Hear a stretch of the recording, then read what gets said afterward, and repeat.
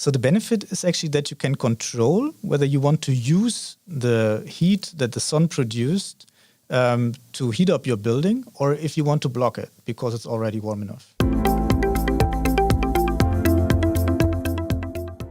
Welcome at the first episode of the Brightlands Material Center podcast series. I'm Astrid Verberne, Community Development Manager at Brightlands Camelot Campus. And it's an honor to host scientist Daniel Mann today in our studio. Welcome, Daniel. Thank you, Astrid. Happy to be here. You're a scientist at Brightlands Material Center, and your department or your program you're working in right now is called Sustainable Buildings. Can you tell us what type of products you are developing there right now? Yeah, definitely. So in our department, Sustainable Buildings, we work on the development of new materials to reduce the energy consumption in buildings.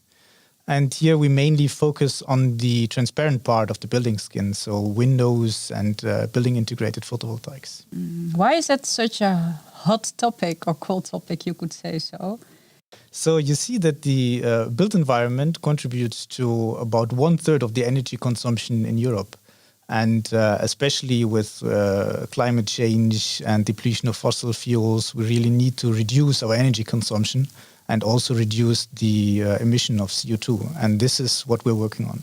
So it's 1/3.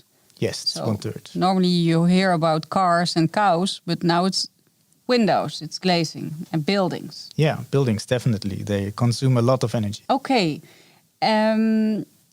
And one of your current developments is a smart windows. I gave already some sneak preview on that one, but can you tell me a bit more about why it's called a smart window?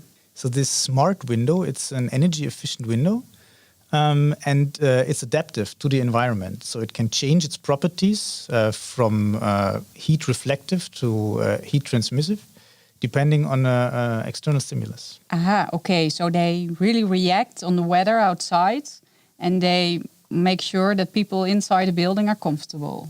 Yes, that's correct. That's correct. So it's that depending on the outside temperature, you either can let in your solar heat into your building to heat up the building when it's cold, or you can block it when it's too warm so that you have increased comfort and you reduce your cooling costs. And how does it work? On what level? Is it on the molecules, or how does this switching work exactly? So this works on a certain material. It's called a thermochromic material, which is coated on the window. And this thermochromic material can switch its or can change its crystal structure depending on the temperature. So at a certain temperature, the crystal structure changes, and then also the optical properties changes. And this then leads to the final properties that at cold temperatures, solar heat is transmitted into your building, and in hot temperatures, it's blocked. Sounds amazing, really. When you're a scientist and you get a breakthrough like that, I can imagine that it's not coming easy. Can you share some full bits or tips and tricks for the listeners during the process of It's a real invention, is it? And can you share us some tips what you learned during this process? So such a development obviously is always a long-term development, and it's also not a development only of one person but of a whole team. So what we generally do at Brightlands Material Center TNO is we take interesting research from the universities, and then we develop it further so that it comes closer to market, where then companies can pick it up and make products out of it.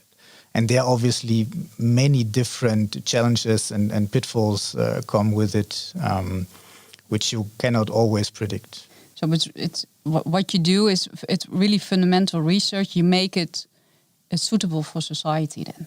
Yeah, that's right. That's right. So we are looking at really applied developments to develop real products which have a benefit for society. You're making a difference there. So we hope so. Let's get back to your materials part of it. What's exactly the benefit of these adaptive properties? So the benefit is actually that you can control whether you want to use the heat that the sun produced to heat up your building, or if you want to block it because it's already warm enough. Of course. So as a consumer, you can choose what you want and what you think is comfortable. Yeah, so for the consumer does not actively choose, because the switch in properties is automatically. So the consumer doesn't have to do anything for it, but it's predefined in the design stage, depending on the building, but maybe also depending on the region, at which temperature this switch occurs. And this can all be predicted in the beginning. So at what temperature you need to switch your properties so that you can the optimum reduction in cooling and heating cost over the year. And for the consumer, what you have, so you have an increased comfort level and you have, a lower energy bill. Okay, so you studied as well the behavior of people and when they are comfortable or what kind of temperature and when it's time for the coating to switch to another state of mind. Yeah, so we are more focusing on the energy part, not so much on the comfort part. There are also other institutes and other groups who are focusing on comfort part, where we are also in contact with, since this is also a very important topic. Mm-hmm. But our focus mainly is the energy part and the energy reduction. Yeah. Okay, that's clear, Daniel. Is this invention, is it really different to regular, already on the market, energy efficient glazings? Yeah, there's a big difference. So when you look at what's already on the market, you see that the energy efficient glazing, which you can buy now, is all static. So that means that it blocks the solar heat the whole year. Okay. So that's obviously nice when it's warm outside and when it's summer where you want to block it. But in winter, this is really detrimental, because in winter you want to have the sun and the heat of the sun in your building to help heat it up, so that you don't need to use your radiator so much. So that's, okay, the conclusion is it's really smart then. Yeah, that's why we call it smart. Okay. If you like this podcast series of the Brightlands Materials Center, please subscribe now to our new series and don't miss any of it. Thank you. Aren't there options to also reduce the heating demand? Yeah, there indeed are. So this is mainly based on increasing the insulation of the window. So you can think about in very old buildings, you still have single glazing, so just one glass pane. Then now in buildings, you mostly have double glazing, so two glass panes with a air gap in between. You can further increase the insulation by going to triple glazing, where you have 3 glass panes and 2 air gaps. Mm-hmm. Or what you can also do, you can add a so-called low E coating to one of your glass panes in the double glazing, which then also increases the insulation and reduces the heating demand. Mm-hmm. So you say then that the current energy efficient glazing is mainly optimized for either hot or cold regions then as well? Yes, that's right. So, as I said, you can have heat reflective properties, which is good for very hot climates. You can have increased insulation, which is very good in cold climates. You also can have a window which combines both, but then still you have the negative effect of the solar heat blocking in winter. And you cannot reduce the heating demand as much as it would be possible. Mm-hmm. And there actually is the difference to our smart window. Yeah, now I understand. You explained it very clear to me. So, for example, my private home, it's in the Netherlands, or maybe this studio here, it's really relevant too. We're summertime and extremely hot in here. So, would you advise us a smart window here too? Yeah, definitely. So that's actually the part of region where we designed, or where the smart window is designed for. So regions like the Netherlands, like Germany, like Belgium, or other regions in Europe or all over the world, where you have, we call it an intermediate region, where you have hot summer and a cold winter. And in all these regions, the smart window performs best of all energy efficient glazing. So where you have really seasons. Yeah. And there is relevance. Okay. That's right.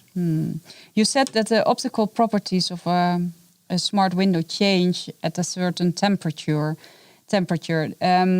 Can I see that as well happening in the product or in the coating? For example, by increased shadings of the glass, or is it not visible? No, you don't see anything. So if you install this window in your building, you don't have to do anything for the switch. It happens automatically. You don't see it because the switch only happens in the part of the solar spectrum which is not visible and only contributes to heating. So yeah, if you have this window, you just install it and you enjoy the benefit. It's really amazing that you can just put a coating on something and it changes, but it's invisible for the eye. It's really, it sounds like an amazing product. Can we go out and start shopping, Daniel, together? We go to a market and let's buy such a coating for my home. Yeah, that would be amazing. So I would love to also have this kind of window already in my home. But unfortunately, that's not possible yet. So it's still under development. Currently, we can reproducibly produce high-quality coated glass on lab scale. So this is 10 by 10 square centimeter. It's still very small, huh? That's still very small, yeah. And we are, at the moment, we are scaling it up to half meter by half meter. That's going into the size of a window already a bit. Yeah, that's right. And then in the next 2 years, we also plan to produce full-sized windows. Okay, so I have to be patient a bit then. Yes, a little bit. And then are you involved as well with market introduction of these smart windows, or how does that work? No, that's not something which we are doing as an institute. Because we are only a research institute, so we're not selling any products. So the development then has to be picked up by a company who is then making a product out of it. So what we as a research institute are doing, we are co-developing products with companies, which then ultimately will take full control of the development in the final stage and introduce also this smart window to the market. But there must be a lot of interest of brand owners maybe in the market. Is there already a company which is co-developing or partnering in your program? So yeah, obviously we get a lot of interest, and it's definitely an interesting development for a lot of people. And we are also already working with several companies in bilateral projects and in larger consortia. That's a good thing to hear, yeah. Yeah, but for now, there's no exclusivity on the smart window yet. So there's still the possibility for companies to jump in, co-develop with us. Mm-hmm. So interesting parties can contact our business developer, Eugène Verkamp. Mm-hmm. And we're always looking for new partners and new projects. It sounds like a really good opportunity for. Do you have? Which company would you love to get in touch with, or to maybe develop it further together with their experts? Or? So obviously for Windows, you're always looking at big glass companies like Saint-Gobain, AGC, Pilkington, Guardian, something like this. So this would be the big fish. Okay. Like I hope they listen. And so Daniel, we have talked a lot today about your new development, your program, the Brightest Materials Center, your job. Can you, and before we wrap it up, this first episode, can you tell us a bit more how your day looks like working in a lab? You work in a lab, I assume? So myself, I don't work in the lab anymore. So I'm a chemist. I studied chemistry. I worked a lot in the lab during my study, during my PhD, during my postdoc. Mm-hmm. But now at Brightest Materials Center as a scientist, I'm mainly involved in project management, project acquisition, also doing a bit publicity, and everything related so that the team can work and can function. Yeah, but we have very dedicated people in the labs who are very skilled, and we're very happy to have them. They must be glad with such a supportive person outside the lab who know how it works. Yeah, what they are doing. Okay, it sounds really interesting. Nice to have met you today. In our next podcast, I hope you like to continue talking about your. I heard you just published a study.